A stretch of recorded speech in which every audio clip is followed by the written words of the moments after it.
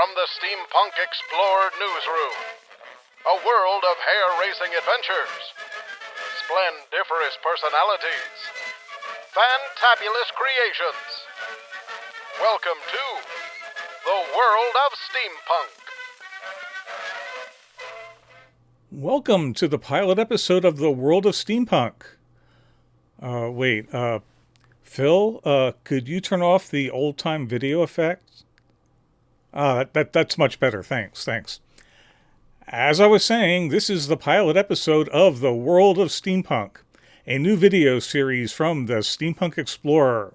I'm Stephen Beal, the editor and publisher of the Steampunk Explorer, and I'll be your news anchor. We have a great show lined up for you today. Later we'll be hearing from Tom Brown, co-creator of the Hopeless Maine graphic novel series.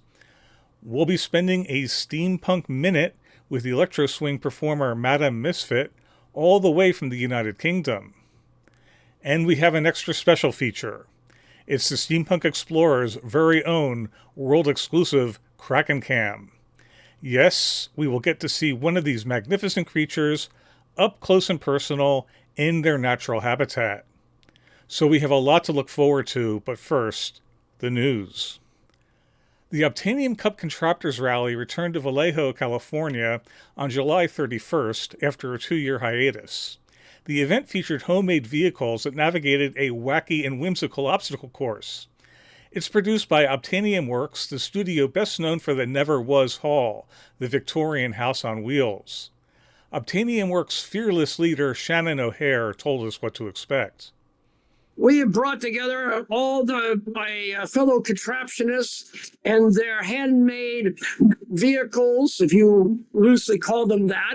And we're going to be going around this area and be interacting with the Mad Hatter, the Queen of Hearts, the robots, and we'll probably get hit with flying monkeys in the monkey gun area. And then the zombies, of course, are on the end, and you have to negotiate your way through the zombies. They're union zombies, so they're all about negotiation. Former Vallejo Mayor Bob Sampayan was one of the judges, and he's a big booster of the event. What it does is it celebrates all of the steampunk world that's based here in Vallejo. It's all about individuality. It's all about that kind of excitement. It's all about that kind of love of the arts. Until now, the rally has been held on Vallejo's Mare Island, but high costs and insurance issues may force a move next year to the Obtainium Works studio near downtown. You can help them out by making a direct donation to Obtainium Works or by donating to the Solano County Arts Council. Now from Vallejo to Montreal. A flying steampunk greenhouse landed in the city's botanical garden last month. It got there thanks to photovoltaic energy. That is electricity produced by plants. And we're talking about the green kind. If you think that sounds a bit fanciful, you'd be right. In reality, the greenhouse is a vehicle for performance art by Francois de la Rosière and La Machine. They're best known to steampunk fans as the creative geniuses behind the Grand Elephant and other mechanical creatures in Nantes on the Atlantic coast of France. The greenhouse lifted off from Montreal at the end of July, and there is no telling where it might land next. Curios, Cabinet of Curiosities, has opened in the Washington, D.C. area for a 2-month engagement under a big top. The 2-hour production from Cirque du Soleil tells the story of The Seeker, a 19th century inventor who encounters characters from another dimension. The set design has been described as Jules Verne meets Thomas Edison in an alternate reality. The show runs through September 25th in Tysons, Virginia, and then heads to Atlanta. Some of the biggest events in the steampunk world are happening over the next month. First up is the Key City Steampunk Festival in Gettysburg, Pennsylvania, where the theme is Grimm's Steampunk Fairy Tales. Then comes Labor Day weekend with Dragon Con in Atlanta, the Big River Steampunk Festival in Hannibal, Missouri, and Burning Man in Nevada's Black Rock Desert.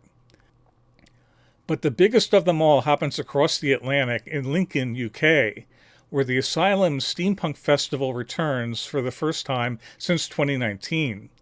Past festivals have drawn as many as 100,000 visitors, according to local estimates. This is just a small peek at upcoming steampunk events. As always, you can get the full scoop by going to our website and looking up our calendar. And now, a moment I know you've all been waiting for. The Kraken is a massive creature that dwells the ocean depths, widely feared by mariners of old, and famously the nemesis of Captain Nemo and his Nautilus. But are they really the monsters of legend, or are they just overgrown hockey mascots? Well, now we can get an up-close and personal look at one of these magnificent creatures in their natural habitat. Without further ado, I am proud to present the Steampunk Explorer's world-exclusive Kraken Cam.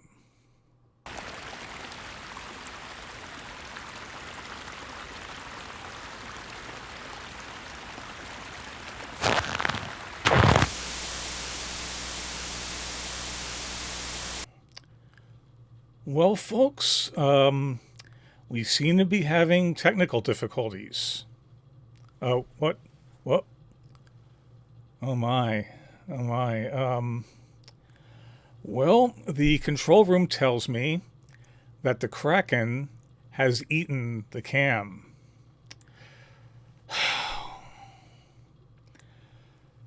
I don't know what to say. We were really looking forward to this. And it's a brand new cam. Oh, wait a minute. Wait, what? Well, we can do the zombies? Oh, okay. Well, folks, our hardworking producers have activated a replacement. It is the Steampunk Explorer's world-exclusive Zombie Cam. What could possibly go wrong?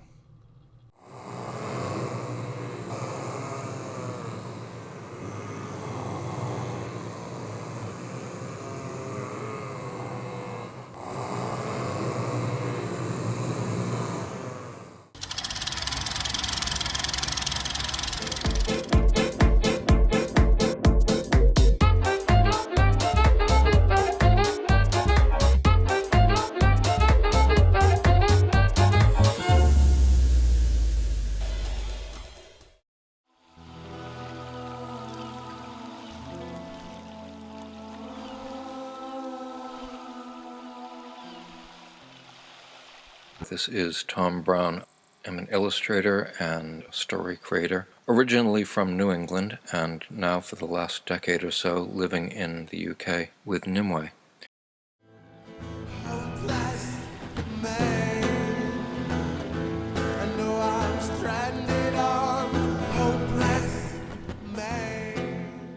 I actually had started the Hopeless Maine story for some years before I met Nimue online and fell in love with her work there. I handed over to her what I had so far, and she turned that into the script for the graphic novel series. With the illustration, it used to be that I was doing all of the illustration, but now Nimue is also the colorist for the graphic novel work, so we pass that back and forth. I'll pass ideas to her and pages and things that crop up in the background of a page, because I think a page needs a little bit more eye candy. And then we have to wonder what that is, and poor Nimue has to make it all make sense, and she always does.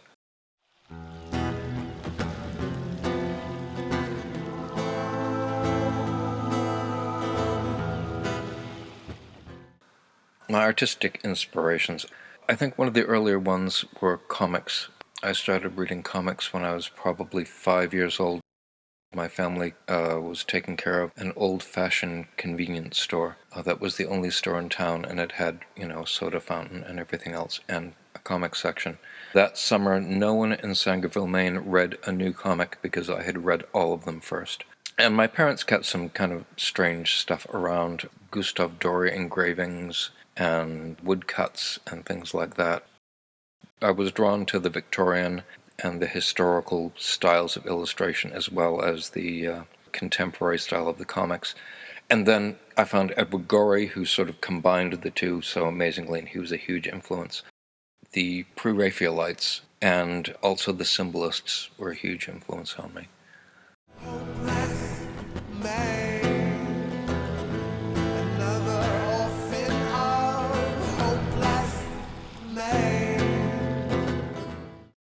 What got me into steampunk? What do I like about it? I like everything about it. I'm going to sound like one of those people, but I was into steampunk for about 4 years before I realized there was such a thing as steampunk.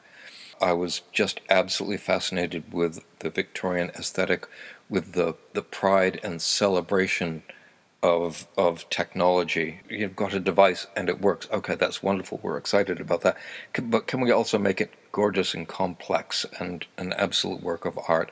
And, you know, obviously a lot of the Victorian ideas I don't necessarily support, but the aesthetics and the way that the Victorians were excited about the supernatural. It's like, can we combine the supernatural with steam engines or anything else? Yes, we can, and they do. And the thing that I primarily like about steampunk is the people. This is a wild, creative, supportive, wonderful subculture. Some of my favorite people in the world at all ever, people that I really love, I have met through the steampunk subculture community. I love the music scene. I love everything about steampunk.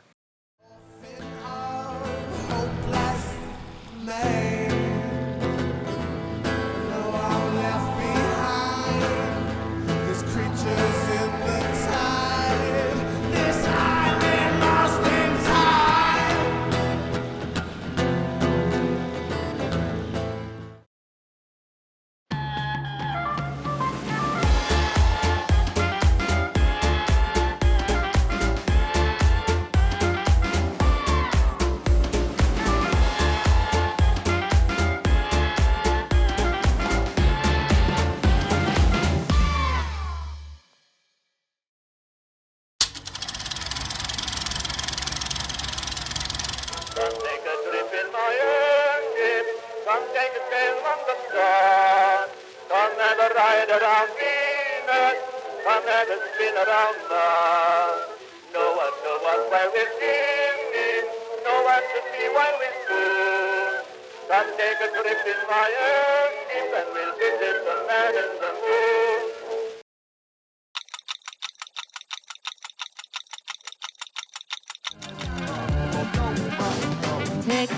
Tick tock, sound of the clock. Thump, thump, thump, my heart's gonna stop. Tiptoe, sneaking away. Something's lurking in the shadows, ain't gonna stay. That was a promotional video for Madam Misfit, the electro swing steampunk performer from Lincolnshire in the United Kingdom. She released her first album, The Elixir of Swing, in 2019, and she has been performing at steampunk events ever since. We recently spent a Steampunk Minute with the musician all the way from her home in the UK. It's great to have you on for the very first Steampunk Minute. Thank you for inviting me. I'm very excited to be here. Thank you. Oh, great. So what are you up to these days? Well, I've got a really busy year ahead of me. I'm down to Surrey next weekend for their convivial. I've got Lincoln Asylum at the back end of August, and then I've got. Why are you talking so fast? We've just got a minute, haven't we? I wanted to get it. No. This is a Steampunk Minute. Oh. So you've heard of a New York Minute, right? Yeah. A Steampunk Minute is sort of the opposite. Okay. So it can be 2 minutes, 3 or 4 minutes, whatever. It's a Steampunk Minute. So, all right. So we're good. Good. Thank you very much. Lovely. In that case, I'm traveling down south next week to perform to the Surrey Steampunks, and then I'm going to be headlining at Lincoln Asylum, a huge festival. I'm going to be working with some amazing artists, and then later in the year, I'm going to be working at the Leicester Space Museum as well for a wonderful evening in there. So an exciting 2022 ahead of me, really. So yeah, exciting times. Oh, great. So I hear you have a new album in the works. I do, yeah, very exciting. So it's going to be released later this year. I'm looking more towards spooky season, October, and it's going to be called Pandora's Box.